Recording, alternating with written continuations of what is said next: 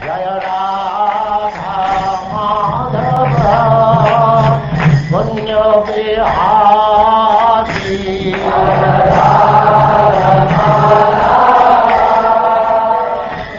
And now chapter 26, the Aila Gita.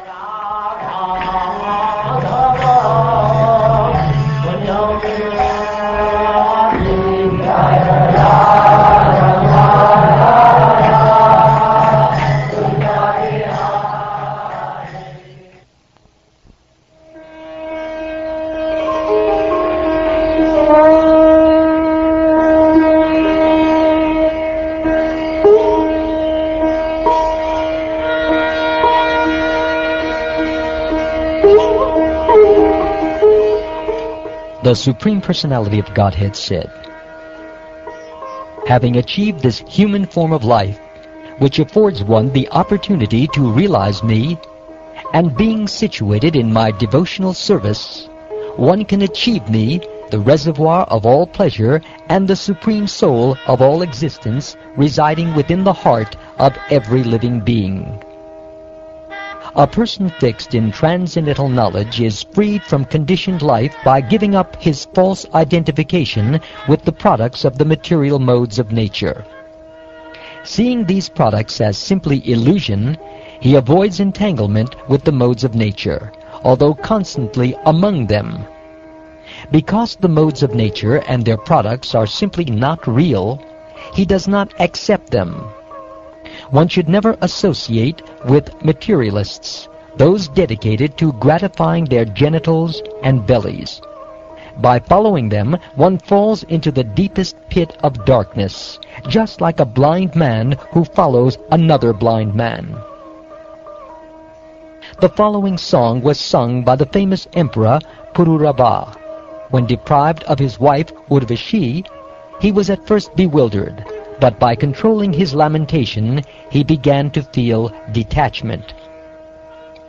When she was in the process of leaving him, even though he was naked, he ran after her just like a madman, and called out in great distress, "O my wife!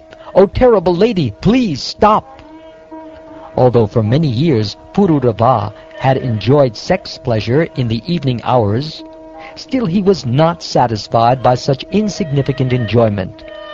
His mind was so attracted to Urvashi that he did not notice how the nights were coming and going. King Aila said, "Alas, just see the extent of my delusion. This goddess was embracing me and held my neck in her grip. My heart was so polluted by lust that I had no idea how my life was passing. I was so cheated by that lady that I did not even see the rising or setting of the sun. Alas, for so many years I passed my days in vain. Alas, although I am supposed to be a mighty emperor, the crown jewel of all kings on this earth, just see how my bewilderment has rendered me a toy animal in the hands of women. Although I was a powerful lord with great opulence, that woman gave me up as if I were no more than an insignificant blade of grass. And still, naked and without shame, I followed her, crying to her like a madman. Where are my so-called great influence, power, and sovereignty?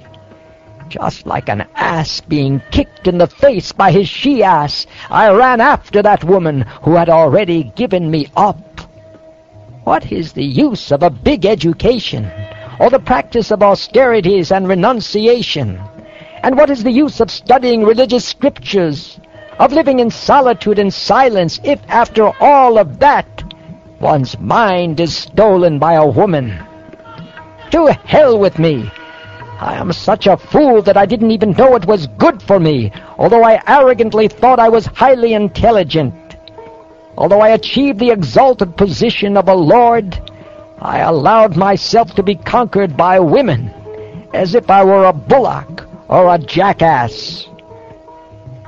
Even after I had served the so-called nectar of the lips of Urvashi for many years, my lusty desires kept rising again and again within my heart, and were never satisfied, just as one can never placate a fire by pouring oblations of ghee into the flames.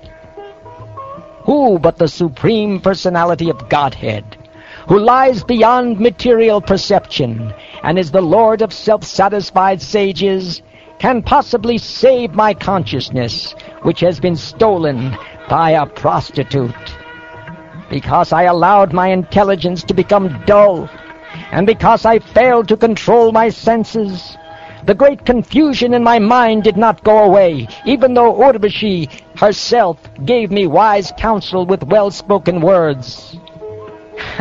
How can I blame her for my trouble when I myself am ignorant of my real spiritual nature? I did not control my senses, and so I am like a person who mistakenly sees a harmless rope as a snake. What is this polluted body anyway? So filthy and full of bad odors. I was attracted by the fragrance and beauty of a woman's body, but what are those so-called attractive features? They are simply a false covering created by illusion. One can never decide whose property the body actually is. Does it belong to one's parents, who have given birth to it? To one's wife, who gives it pleasure? Or to one's employer, who orders the body around? Is it the property of the funeral fire or of the dogs and jackals who may ultimately devour it? Is it the property of the indwelling soul, who partakes in its happiness and distress? Or does the body belong to intimate friends who encourage and help it? Although a man never definitely ascertains the proprietor of the body, he becomes most attached to it. The material body is a polluted material form heading toward a lowly destination. Yet when a man stares at the face of a woman, he thinks, "Ah, what a good-looking lady! What a charming nose she's got! And see her beautiful smile!" What difference is there between ordinary worms and persons who try to enjoy this material body, composed of skin, flesh, blood, muscle, fat, marrow, bone, stool, urine, and pus? Yet even one who theoretically understands the actual nature of the body should never associate with women or with men attached to women. After all, the contact of the senses with their objects inevitably agitates the mind.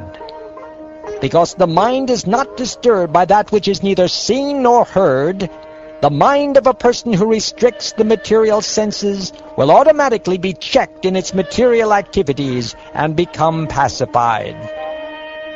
Therefore, one should never let his senses associate freely with women or with men attached to women. Even those who are highly learned cannot trust the 6 enemies of the mind. What to speak then of foolish persons like me?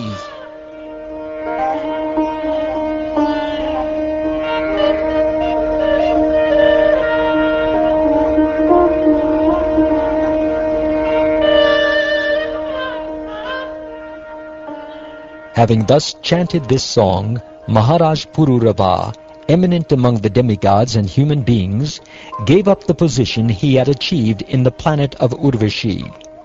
His illusion cleansed away by transcendental knowledge, he understood me to be the Supreme Soul within his heart, and so at last achieved peace. An intelligent person should therefore reject all bad association, and instead take up the association of saintly devotees, whose words cut off the excessive attachment of one's mind. My devotees fix their minds on me, and do not depend upon anything material. They are always peaceful, endowed with equal vision, and free from possessiveness, false ego, duality, and greed. O greatly fortunate Uddhava, in the association of such saintly devotees, there is constant discussion of me, and those partaking in this chanting and hearing of my glories are certainly purified of all sins. Whoever hears, chants, and respectfully takes to heart these topics about me becomes faithfully dedicated to me, and thus achieves my devotional service.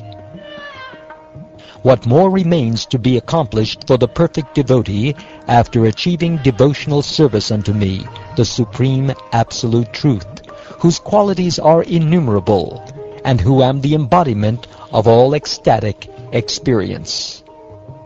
Just as cold, fear, and darkness are eradicated for one who has approached the sacrificial fire, so dullness, fear, and ignorance are destroyed for one engaged in serving the devotees of the Lord.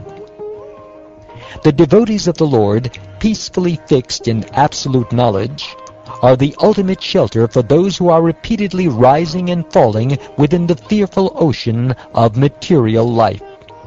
Such devotees are just like a strong boat that comes to rescue persons who are at the point of drowning.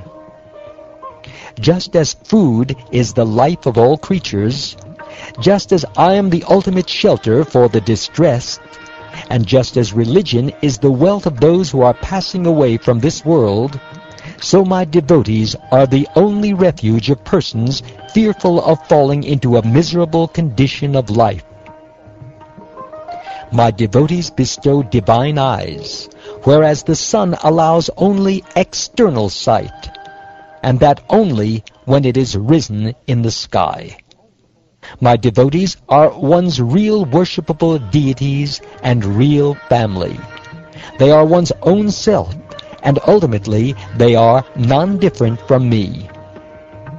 Thus, losing his desire to be on the same planet as Urvashi, Maharaj Pururava began to wander the earth free of all material association and completely satisfied within the self.